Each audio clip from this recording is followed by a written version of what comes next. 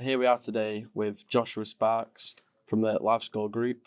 We're going to be talking about how the horse racing industry can change and hopefully modernise before it falls victim to its own barriers. So first of all, Josh, what do you see as the most significant barriers preventing horse racing from attracting a broader audience?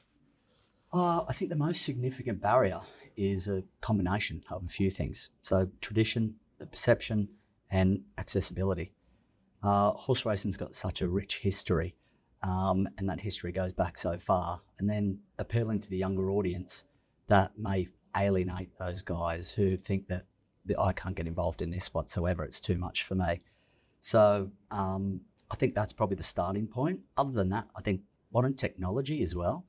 I think racing could do a lot more with technology, especially with the data that they have and they can pull from every track and race and horse. I think they could do a lot to drive that experience, especially for young people today. Yes, you talked about the history there. It is a rich history and it is very traditional as well. How do you think the industry could do a better job in sort of balancing this history and tradition while also preserving it and sort of embracing innovations to come? Yeah, good question. It's a very big challenge. I think the history behind horse racing and that prestige that goes with it is one thing that racing really wants to hang on to, and so they should. But then on the other hand, they falling away and becoming too old for their clientele, who they would love to see at every single event. The average age of racing is obviously growing.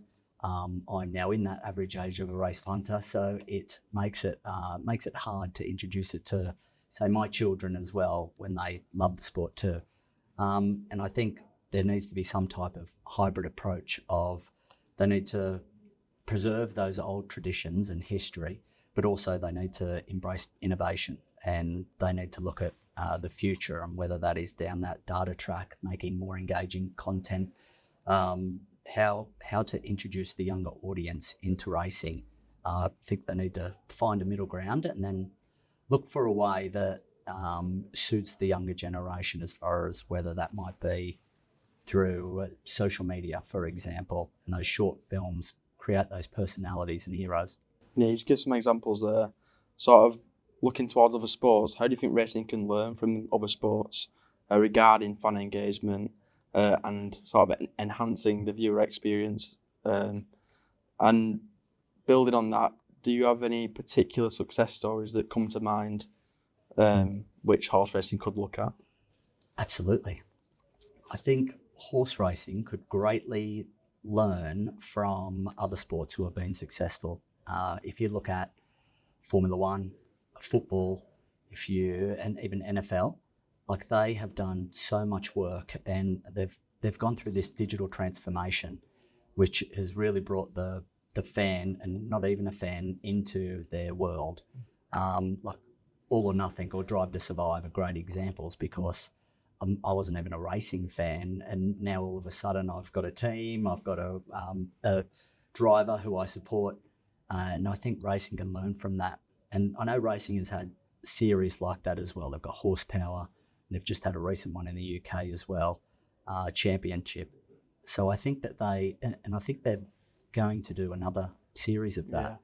So for those guys, I think they've got this amazing opportunity to create this multimedia educational piece surrounding racing where they can look to and make heroes out of our jockeys and horses and stewards, racetracks, you name it, even the handlers, create those great stories around them. And then whilst they're creating those stories, you could have that alongside interactive engagement.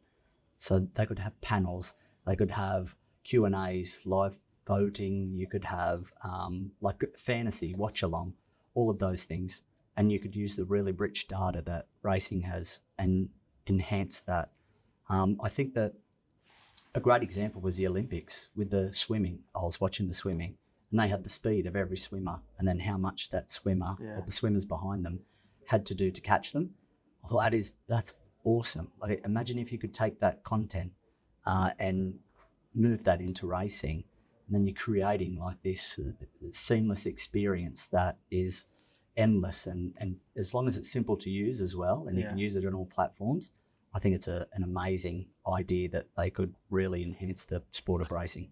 Yeah, we talked about change though, and you give some really good examples. I mean, the swimming one's something that I didn't even think about, but yeah, it's been in the sport quite a while now, I feel like, in swimming Olympics, so I don't see why they're not implementing that in horse racing. Yeah, exactly. There's new camera angles that they have. There's jockey cams, which is awesome. Like, if you think about how they could turn that into another experience, and whether that might be augmented reality, like you could have a jockey game, for example, be awesome to watch your race, or even I'm lucky enough to be an owner of a couple of horses, a couple of hooves anyway. To have that race, if they've won a race or they've done really well, to watch that experience from the jockey's perspective would be amazing. Yes, we talked about change there. I'm sort of wondering who holds the primary responsibility for driving this change in the horse racing industry, and maybe building on that, how important are partnerships and collaborations with various stakeholders in the sport? How important are they in this process of change? That's probably the hardest question to answer, because there's no, like, change just can't come from one single person or entity. You need to have every single person involved. And for racing, it's such a tangled web. There are so many people involved. I think in the UK alone, there's something like 22 different people. So to get all of those people in a room is one task in itself. I mean, it'd be amazing to get all of those people. So leave your egos at the door. Everyone come in and let's brainstorm ideas, because the way racing is going, it's not sustainable. So what can we do about it? But I think that's just not possible with so many people. Yeah, sort of as a stakeholder, as yourselves, LiveScore Group in the sport, how do you plan to contribute to the innovations that we might see in the future and the modernisation of horse racing? Yes, so through LiveScore Group and Virgin Bet, actually, we've been actively driving a new social impact of inclusivity. Around March this year, up in Ayr, we had Women's Day, so rather than the Ladies' Day. And for that, we celebrated all the women in racing. We made it a real initiative to get all the people involved and celebrate everyone who is involved in racing and surrounded by racing. We also linked that with a good bet, which is another area that we've been looking at, another brand purpose. So a good bet was designed to break down barriers and across, like, not just racing, but sport and culture. It was really important to us to do something good and give back to the sport. And then in addition to that, we partnered with WalkSafe. So as long as racing is involved, there's a great way that people can now make sure they safely get home.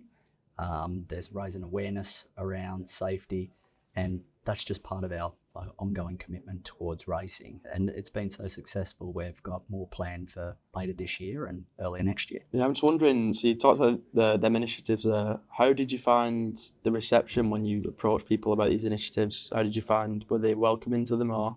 Yeah, absolutely. It was long awaited, especially from internally, and externally even more so. Yeah. We have a great drive internally, business-wise, about supporting women in sport, and to be able to do that and bring that outside of our business to the public is, I think, a great initiative for us. Yeah, sort of looking at the industry now, what advice would you give to stakeholders in the industry who are sort of hesitant to embrace this change and these innovations? Well, the industry is moving so fast and rapid. I don't think standing still is much of an option, and I think you can tell that's happening at the moment. So we need to embrace innovation, look at change, and we need to start looking at those success stories across sport and be able to use them. So it's not about abandoning traditions, it's about meeting the expectations that are around us and even excelling and going above them. So I would say we need to enhance those digital experiences. We need to use data more effectively. We need to embrace the social aspect of the sport as well. So not just, it's a great day out, you get to put your suit on or your frock and have a fantastic day. It's about what we can do on social media and getting behind those stories and personalities and creating heroes from the people who are involved in the sport.